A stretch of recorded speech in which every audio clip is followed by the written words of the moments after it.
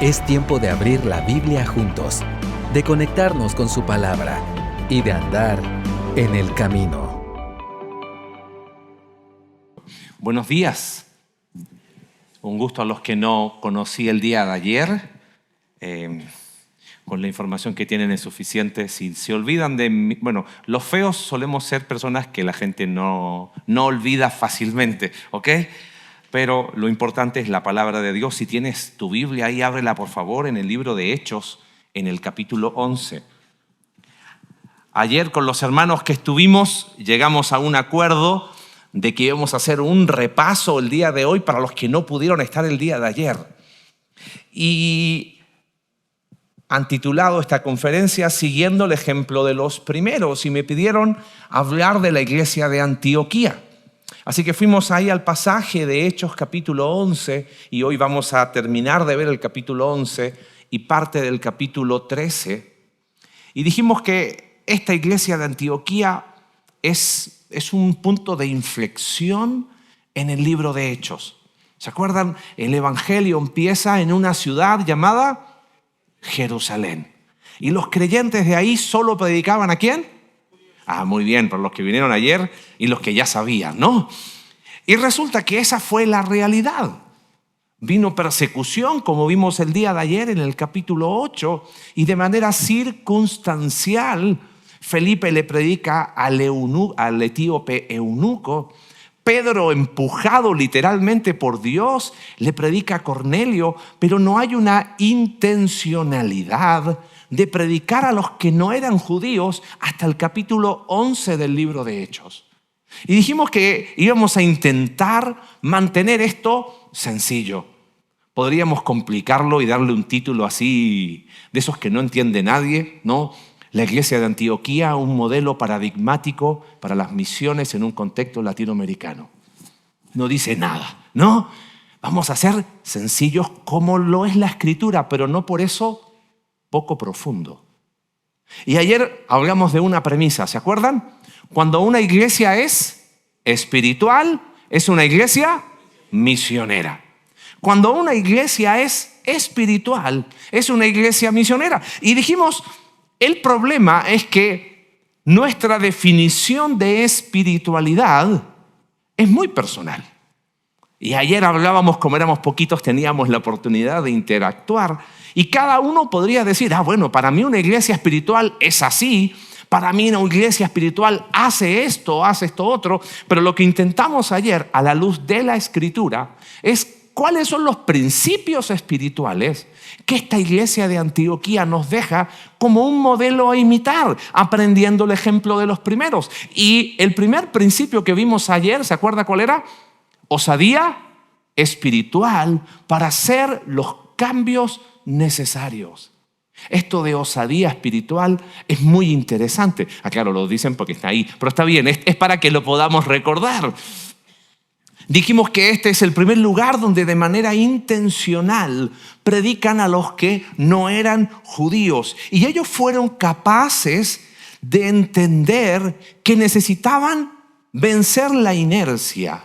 Porque hasta ese momento, dijimos ayer, dividimos nuestro auditorio entre judíos y ¿qué más? Gentiles. Y dijeron, acá se predicaba el evangelio ¿a quién? A judíos. Y les decían que Jesús era el Cristo, el Mesías. Claro, eso tenía sentido para cualquier judío. Pero estos creyentes fueron osados para de manera intencional llegar a los que no eran judíos. Y es muy interesante porque el texto bíblico dice que en el versículo 20 del capítulo 11 predicaban el evangelio del Señor Jesús. Ellos no cambiaron el evangelio. Pero imagínense a ustedes ¿qué son ustedes? Gentiles, muy bien. Que venga alguien a decirles que Jesús es el Mesías. ¿Qué podían entender? Nada, eran gentiles. Entonces estos creyentes en Antioquía usaron una expresión que para esos gentiles tenía sentido.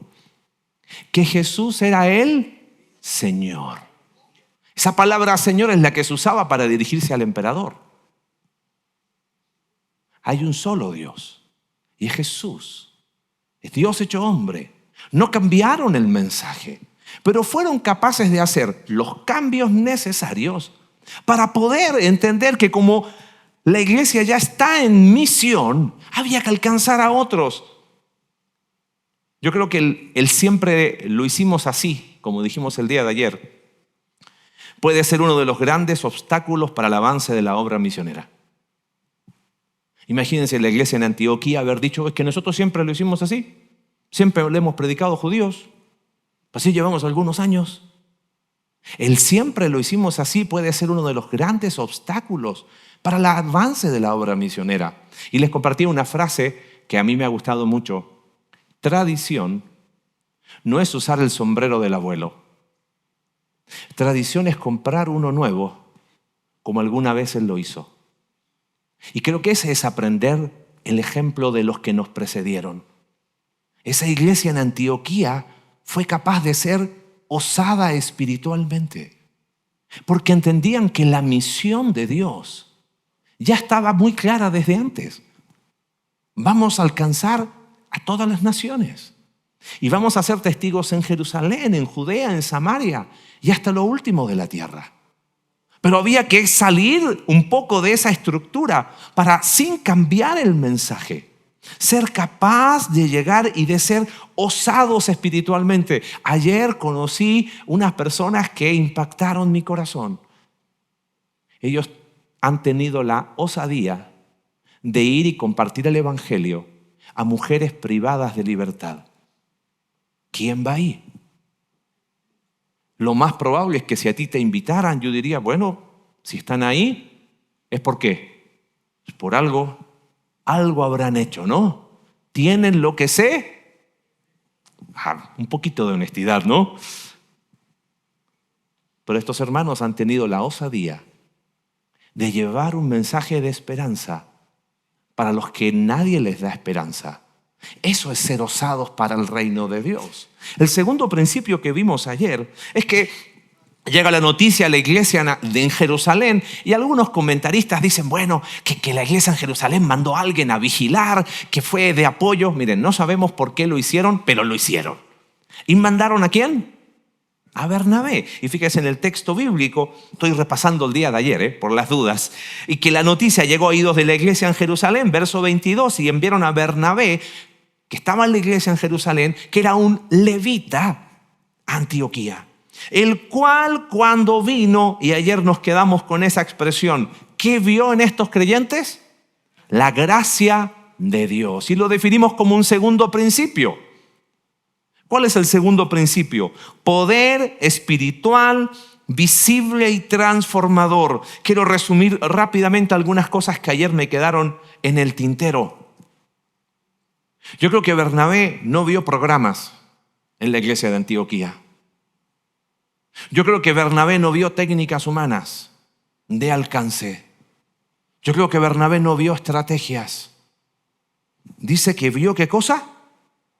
La gracia de Dios.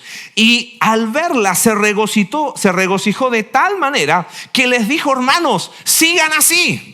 Ahora, ayer les hicimos una pregunta. ¿Cómo definimos la gracia de Dios?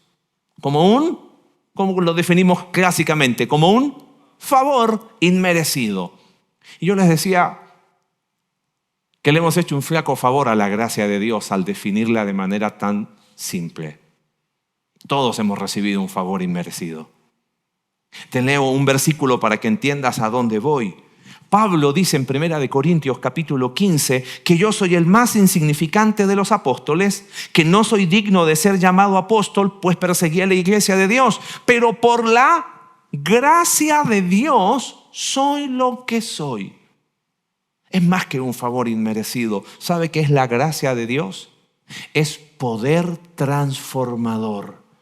Hay un hombre que ha hecho un estudio muy profundo de la gracia de Dios, es un académico, pero él lo explicó en términos tan sencillos.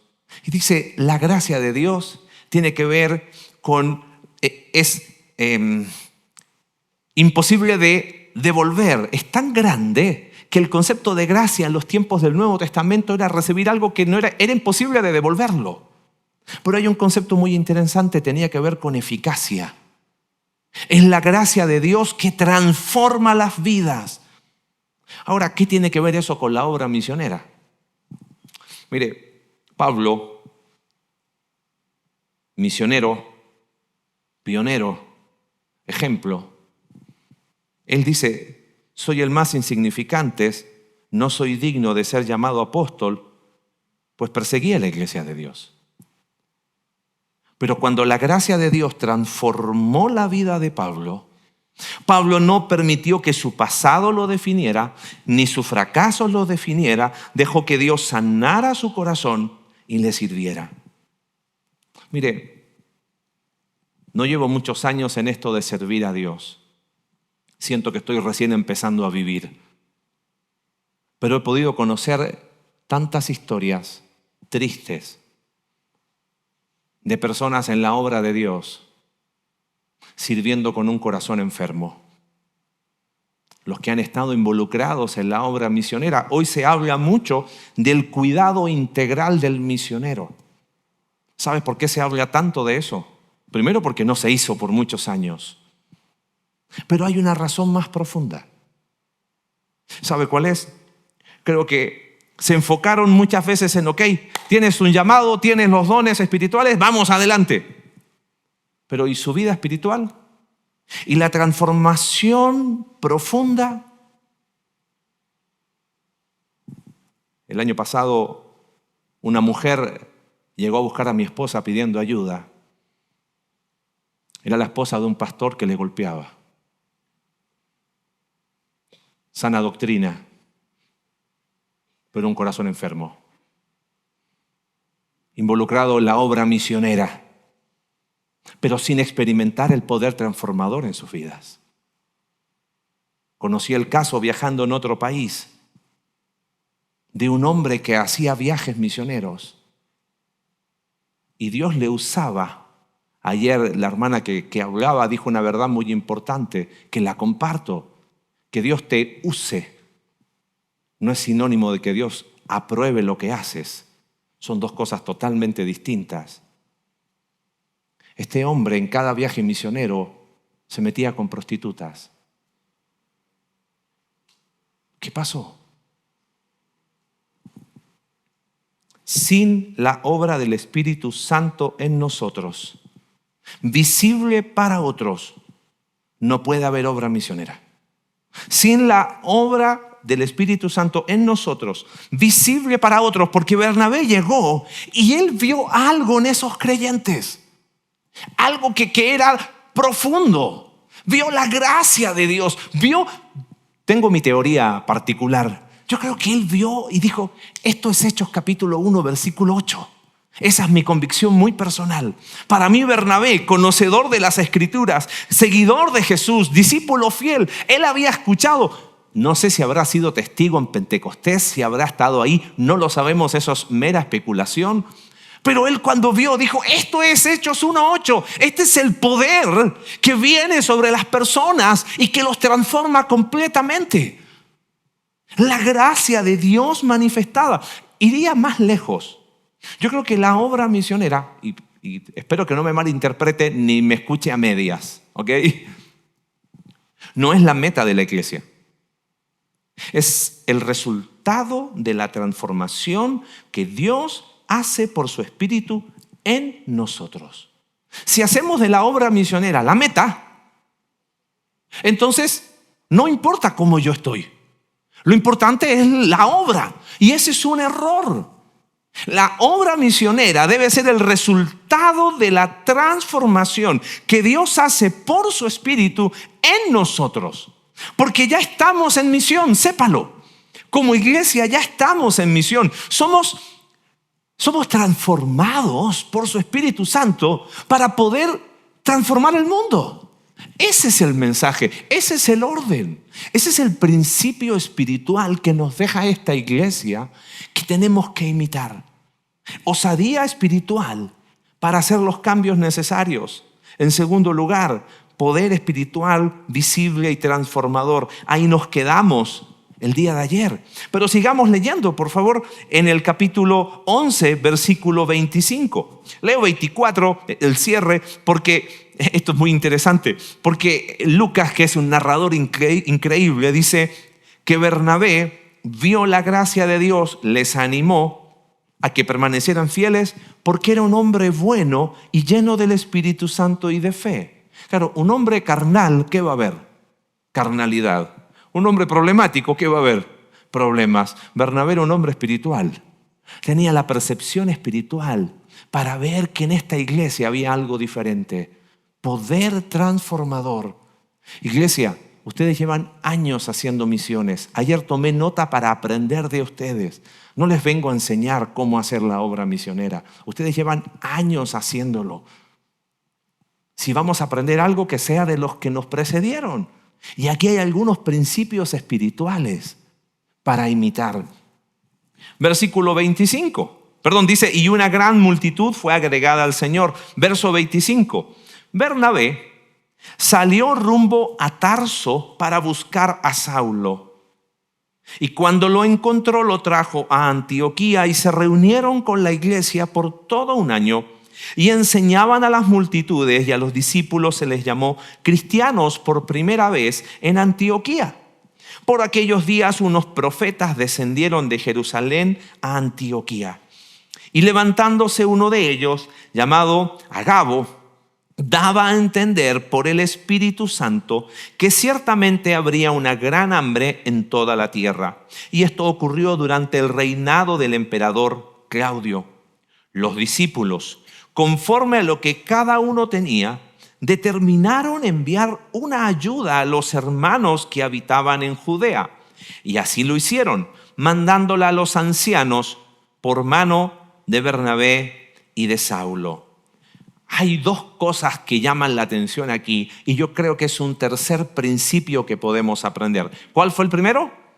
Osadía espiritual para hacer los cambios necesarios, porque una iglesia espiritual es una iglesia misionera. El segundo principio, poder espiritual, poder transformador visible. Pero acá hay algo muy interesante. Mire, algo que hace Bernabé, si somos honestos, Bernabé hace algo inusual. Va a buscar ayuda a otra persona. Tratemos de trasladarnos a aquel momento. Bernabé es enviado por la iglesia de Jerusalén a observar lo que está pasando en Antioquía. Él lo observa y se queda ahí. Era una buena oportunidad para hacer ministerio, ¿no? Ahora yo me transformo, diría Bernabé, en el pastor principal de la iglesia en Antioquía. Pero no, Bernabé dice, acá hay mucho trabajo. Yo no puedo solo. ¿Y a quién va a buscar? Hasta el relato en Hechos. ¿Por qué Pablo está en Tarso? Le perdimos el rastro. ¿Qué hace este hombre usado por el Señor de manera increíble en Tarso? No tengo el tiempo de analizar todo el libro de Hechos. Los que estudian el libro de Hechos y lo estudian muy bien, dicen que han pasado de 5 a 7 años desde que Pablo se encontró con Jesús camino a Damasco y ahora está en Tarso. ¿Qué pasó en el medio? Para que tengas una idea y que sepas qué había pasado antes, capítulo 9 de Hechos, te leo lo que pasó. Pablo se encuentra, perseguía a la iglesia, Jesús se encuentra con él, tiene un encuentro transformador, se queda en Damasco, un hombre llamado Ananías le orienta y le encamina y él se queda en Damasco predicando el evangelio, pero tiene que huir de ahí. Hechos capítulo 9. Pablo sale de ahí y va a Jerusalén. Hechos 9:26. Cuando Saulo llegó a Jerusalén, trataba de juntarse con los discípulos, pero todos le temían, no creyendo que era discípulo. Es fácil aquí criticar a los discípulos, ¿no? Qué malos que fueron con Pablo. Le hago una pregunta. ¿Cómo hubiese sido su reacción si el ex asesino perseguidor de la iglesia ahora se quiere congregar con nosotros? ¿Qué haría usted? Lo dejamos, le hacemos un asiento especial, ¿no? Este es el hermano Pablo aquí, así nadie se junta con él, ¿no? Era obvio, era más que obvio, era natural y esperado. Pero fíjese verso 27. Pero Bernabé lo tomó y lo presentó a los apóstoles. y les contó cómo Saulo había visto al Señor en el camino y que él le había hablado y cómo en Damasco había hablado con valor en el nombre de Jesús. Esa expresión de lo tomó y lo presentó, si lo podemos traducir de manera popular, dice, hey, yo pongo las manos al fuego, ¿por quién? Por Saulo. ¡Qué hombre íntegro Bernabé! Ya le conocía. Pero eso no significó que Saulo empezara a desarrollar un ministerio. Después se fue a Arabia. El tema es que está en Tarso. Y volviendo a Hechos capítulo 11, algo que observo acá y quizás podríamos definirlo así como tercer principio. Una iglesia espiritual es una iglesia misionera. El principio que aquí nos enseña Bernabé en realidad es una colaboración espiritual concreta. Y le coloco ese apellido, colaboración espiritual concreta. Hermano, ¿cómo te ayudamos? Ore por mí. Está bueno. Pero acá Bernabé fue muy práctico y concreto. Él reconoció y vio en la iglesia en Antioquía poder espiritual y dijo acá, porque versículo 24 dice que una gran multitud fue agregada al Señor. Mire, hay algo que aprendí viendo este texto, es que la visión de reino no es una opción, es una obligación bíblica. Visión de reino no es una opción, es una obligación bíblica. ¿Y a qué me refiero con visión de reino? Bernabé podría haber hecho de su iglesia, que estaba conociendo, la iglesia del pastor Bernabé, ¿correcto? Y le pone su nombre. Pero él veía que esto era más grande que él mismo. Aún más grande que la misma iglesia de Antioquía. Era la misión de Dios. Y eso, la visión de reino, de colaboración espiritual, no es una opción. Es una obligación, es un imperativo bíblico. Bernabé busca a Saulo, a Pablo. Bernabé no tiene miedo de la sombra de Pablo. No tiene celos de Pablo. Acá hay personas que han estado en el campo misionero por muchos años. Pocas cosas han destruido más la obra de Dios que los celos ministeriales. Pocas cosas han destruido más la obra de Dios. Que lleve mi apellido, y más vale que me reconozcan. Yo creo que esta era una excelente oportunidad para que Bernabé dijera, bueno, aquí yo me quedo y listo. Ahora, interesante si prestaste atención a la lectura, que ahora la iglesia en Antioquía, primero la iglesia de Jerusalén va, bueno o malo, hace algo con la iglesia en Antioquía, mandan a Bernabé. Y ahora los de Antioquía saben que los de Jerusalén están pasando necesidad y ¿qué hacen? Vamos a ayudarles. Y me encanta la expresión, dice, enviaron ayuda a los hermanos que habitaban en Judea. Esos hermanos son los que inicialmente no querían predicarles a los gentiles.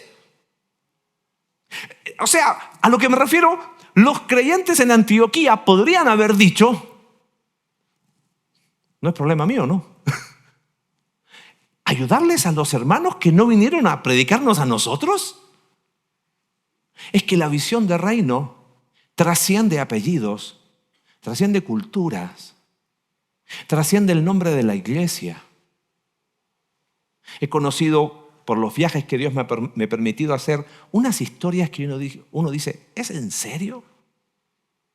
Una vez conocí a un misionero que estaba en un lugar de persecución y hablando con él me decía, Marce, ¿sabes lo que ha sido más triste?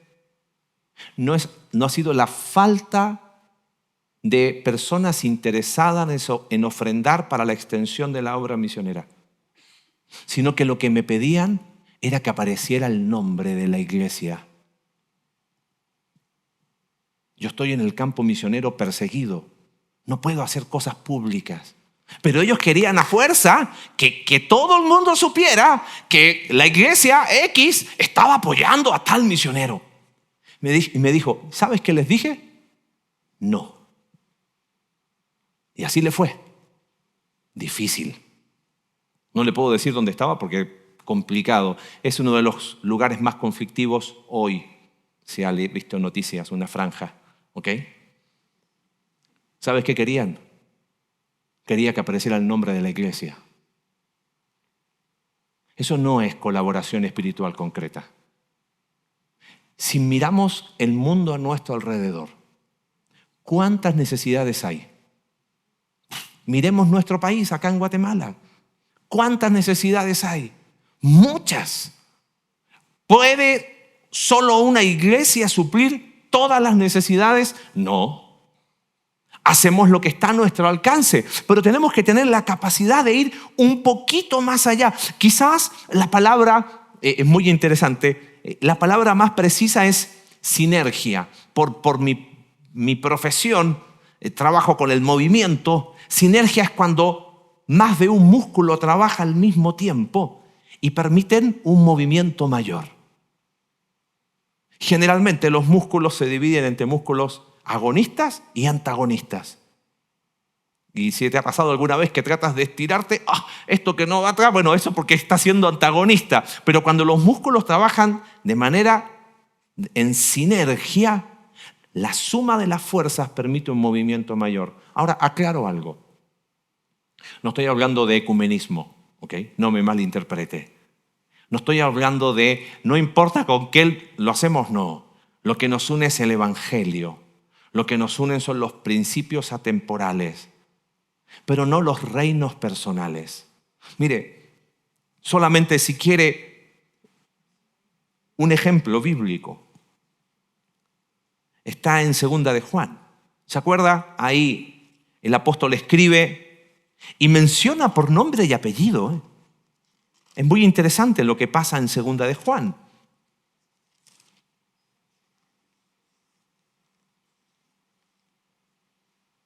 Perdón, en 2, le dije en 3 de Juan.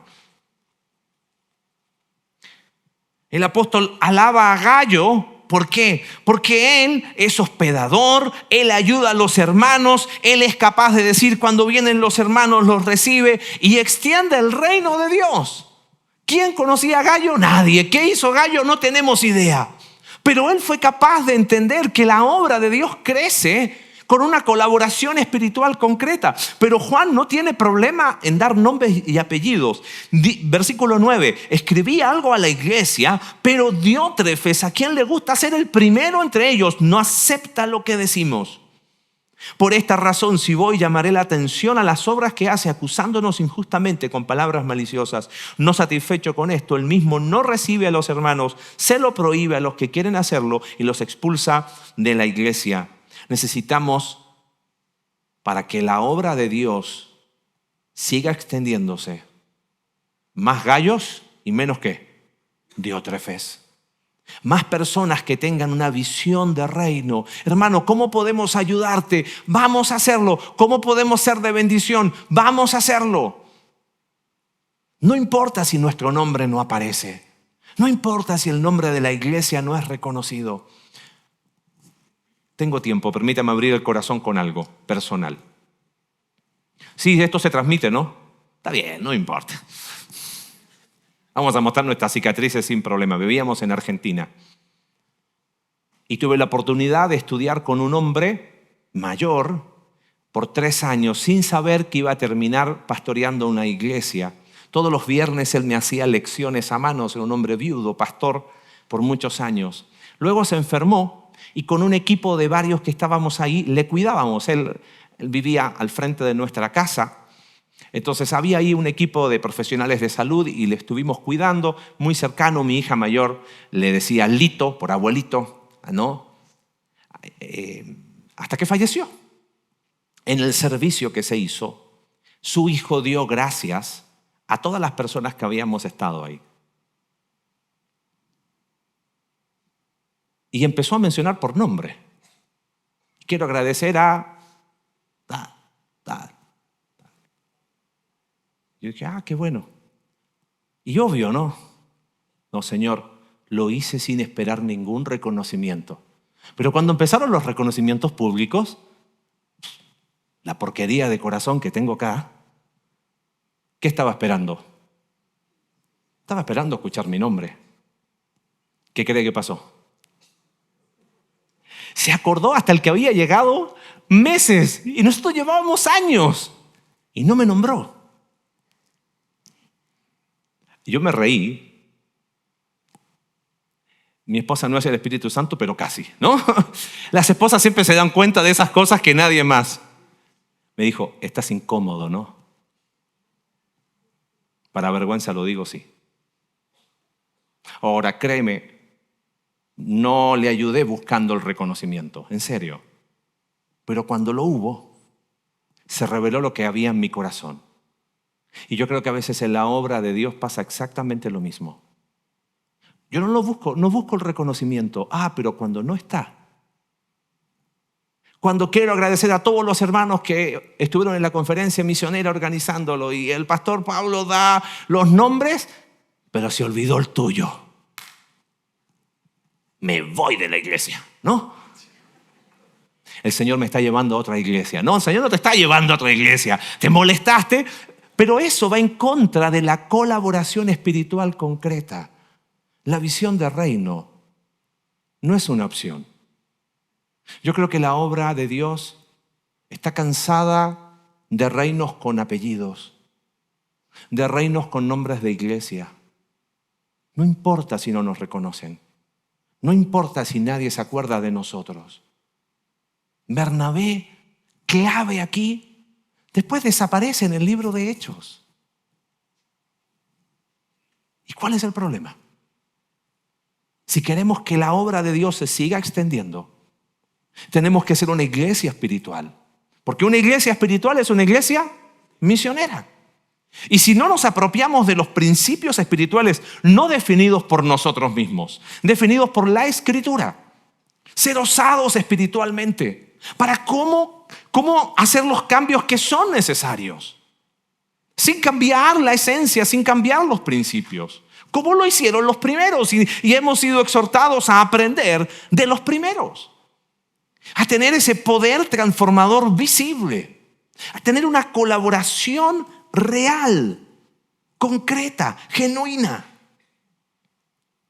En último lugar, termina aquí el capítulo 11. Hay un paréntesis en el capítulo 12 y en el capítulo 13 se retoma la historia de la iglesia en Antioquía. Fíjate, verso 13.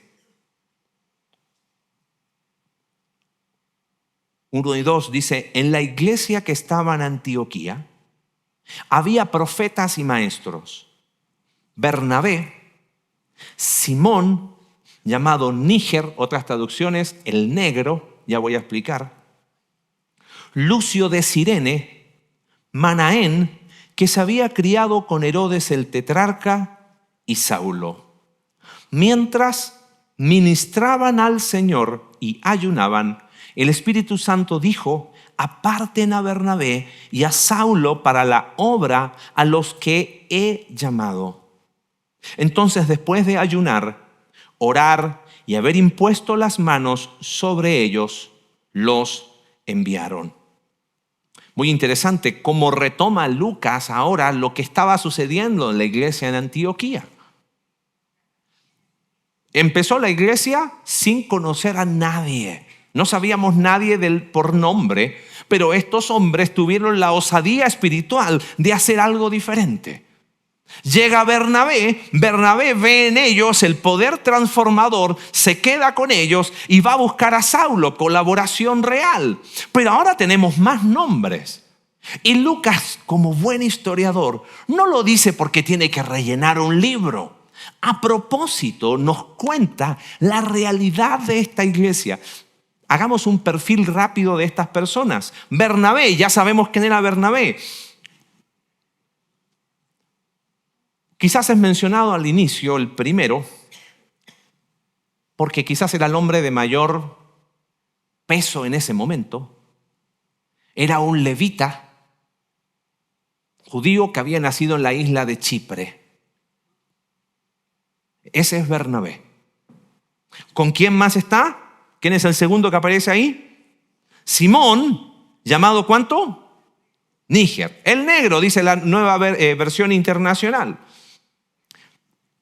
Algunos dicen que probablemente por su nombre él haya sido judío o de alguna comunidad judía africana y que su raza, su tez, era negro.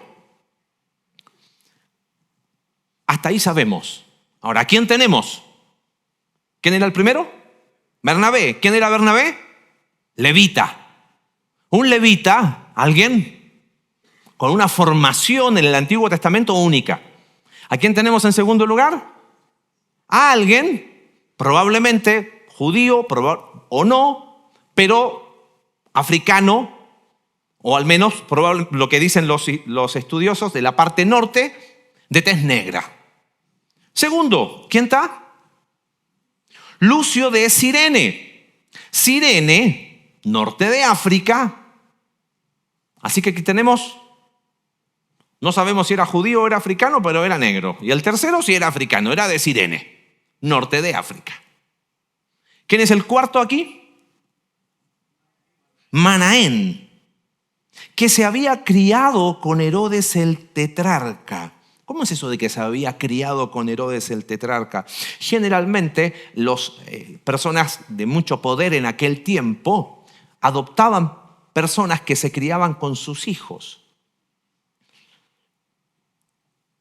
Manaén entonces era un aristócrata, ¿entraría dentro de esa categoría?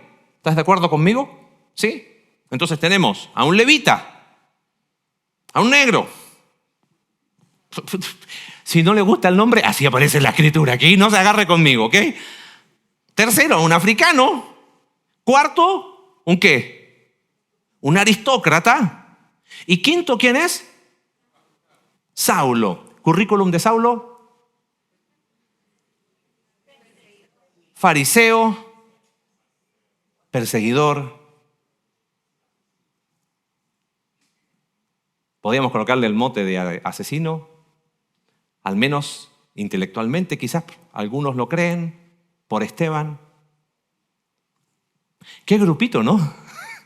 ¿A quién le gustaría tener ese grupo de líderes en la iglesia?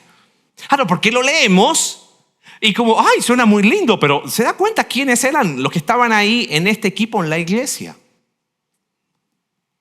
Antes de que me trate de hereje, déjeme explicarle el cuarto principio. Yo veo acá un cuarto principio espiritual. Diversidad e inclusión reales. No se me vaya, déjeme explicarle. Ok. Lo hice a propósito. Estas dos palabras son muy complejas en el mundo de hoy. ¿Está de acuerdo conmigo?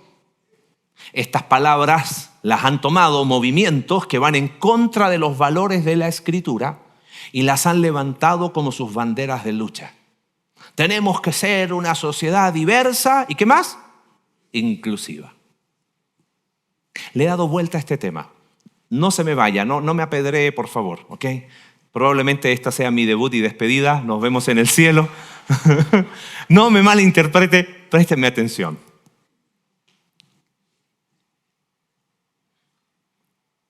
Estas palabras tan complejas, yo creo que como iglesia las perdimos en el tiempo. La iglesia, por definición, debería haber sido una iglesia diversa. ¿Y qué más? ¿Acaso no vemos eso en Hechos capítulo 13? Aquí hay diversidad. ¿Y qué más hay? Inclusión reales. Aquí no había cuotas. Hoy día en Estados Unidos hay toda una tensión para una integración racial a través de cuotas forzadas. La iglesia en Antioquía no tuvo que forzar nada. No está aquí Lucio y Simón cumpliendo una cuota de raza. La iglesia, por definición, era una iglesia diversa y ¿qué más? Inclusiva. Donde Pablo explica después teológicamente que los que están en Cristo ya no nos define ser judíos o no ser judíos. Ni siquiera nos define de manera esencial, hombre o mujer. Y no estoy hablando de que eso no existe. Estoy recordando Gálatas capítulo 3. Ni esclavo ni gentil. Somos hijos de Dios, parte de la familia de Dios. Y la familia de Dios, por definición, es una familia diversa. ¿Y qué más? Pero definido por ¿quién? Por Dios. Pero claro, con los años la iglesia, en vez de volverse una iglesia diversa e inclusiva, se volvió una iglesia industrializada. Todos hablan igual, todos cantan igual, todos visten igual, todos predican iguales, todos piensan igual.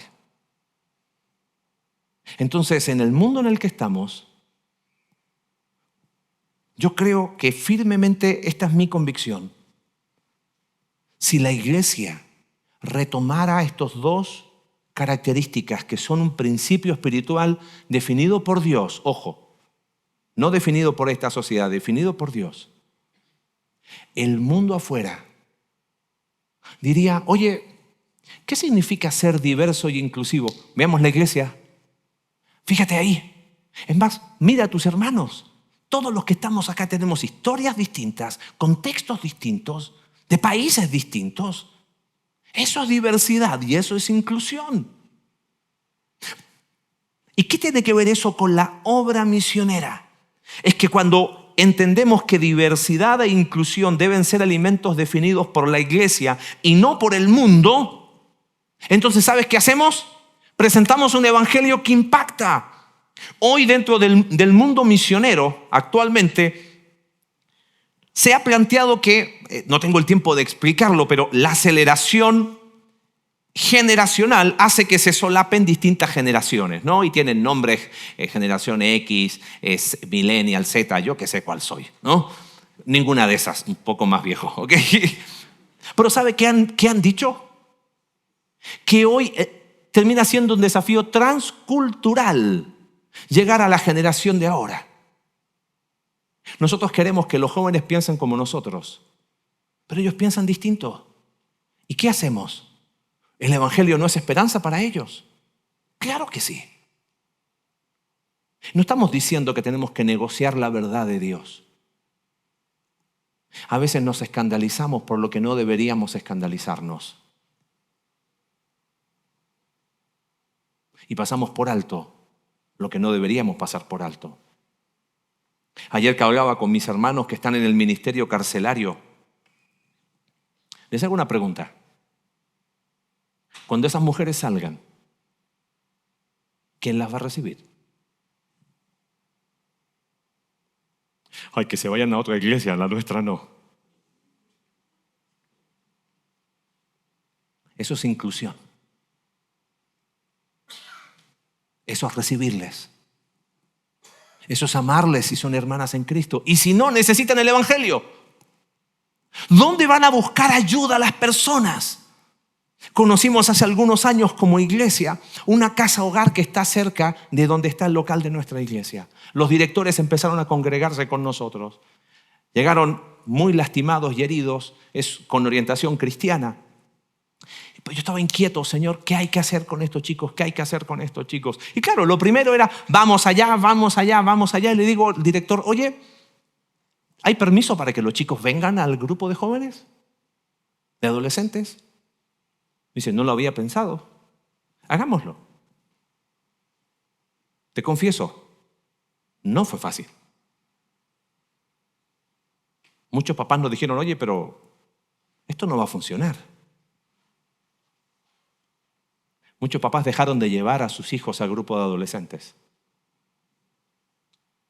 No vengo a decirte que somos una iglesia perfecta, ¿Pero acaso el evangelio no es para ellos también?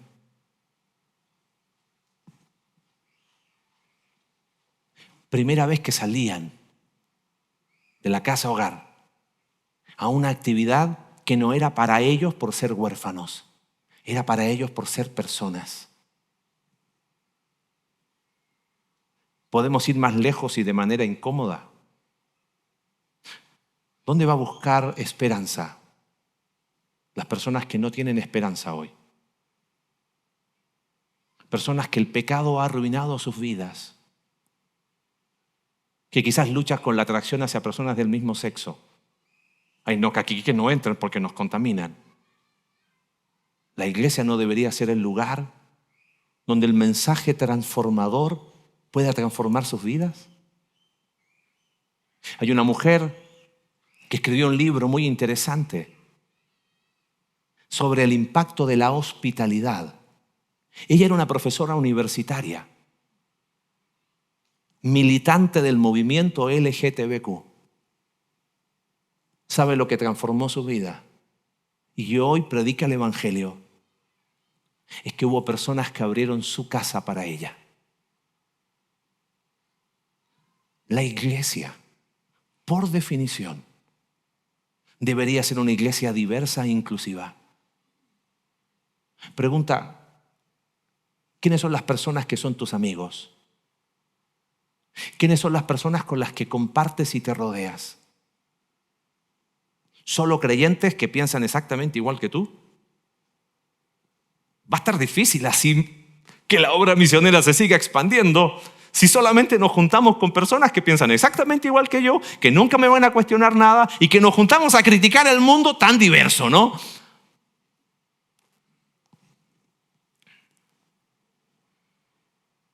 Cuando una iglesia es espiritual es una iglesia misionera. Mira, hermano, termino con esto. Nunca le crea a un pastor cuando dice va a terminar, pero espero que esta vez sí sea. Y para terminar, 20 minutos más. No. A veces en las conferencias misioneras somos motivados por la necesidad. Es real la necesidad, pero no es mi corazón. A veces somos motivados por la responsabilidad. Es tu responsabilidad y también es real. La obra misionera, la misión de Dios, es una obra espiritual. Si no parte de ahí, no sirven las estrategias, no sirve absolutamente nada. Lo que termina pasando en este libro es que esta iglesia termina encomendando a Pablo y Bernabé. Los mejores que tenían se terminaron yendo. Y fueron e impactaron y después en el capítulo 14 al final vuelven. Lo más increíble es que me lo salté a propósito. A los creyentes de esa ciudad fueron a los primeros que les llamaron ¿cómo? Ese no fue un título que ellos se pusieron. Ese fue un nombre que les dio la gente. Han discutido mucho qué significa o no. Lo más probable es que sea del partido de Jesús. Así los veían. Estos son los que siguen a Jesús, a Cristo. Si las personas a nuestro alrededor de nuestra iglesia tuviesen que definirnos con una palabra, ¿cuál sería? ¿Qué cosas ven en nosotros? ¿Qué principios espirituales ven en nosotros? Si una iglesia es espiritual, amada iglesia, va a ser una iglesia misionera, sí o sí. No redefinamos espiritualidad bajo nuestros propios términos. Aprendamos, como es el título de esta conferencia, del ejemplo de los primeros. Imitemos su fe y que Dios siga usándoles como lo ha hecho hasta ahora para extender su reino. Dios, te damos gracias por tu palabra. Gracias, Señor, porque nos anima y nos inspira ante la necesidad en este mundo de ser una iglesia espiritual. Señor, queremos extender tu reino desde lo que somos, no tanto desde lo que hacemos. Por eso queremos abrazar estos principios espirituales que aprendemos de esta iglesia, que tantas veces la hemos leído y nos sigue enseñando a cada uno de nosotros. Señor, bendice tu iglesia en este lugar. Gracias por el ejemplo de años de fidelidad, siendo parte de la extensión de tu obra alrededor del mundo. Sigue usándole con mayor profundidad y alcance. No detrás del nombre una iglesia, sino todos y cada uno siendo parte del deseo de tu corazón, aquí y hasta el último lugar que tú nos permitas llegar. Bendice tu iglesia, Señor. Oramos en el nombre de Jesús. Amén. Gracias por acompañarnos hoy. Esperamos que vuelvas y sigas conectado con la palabra. También te invitamos a que nos sigas en nuestras redes sociales. Hasta pronto.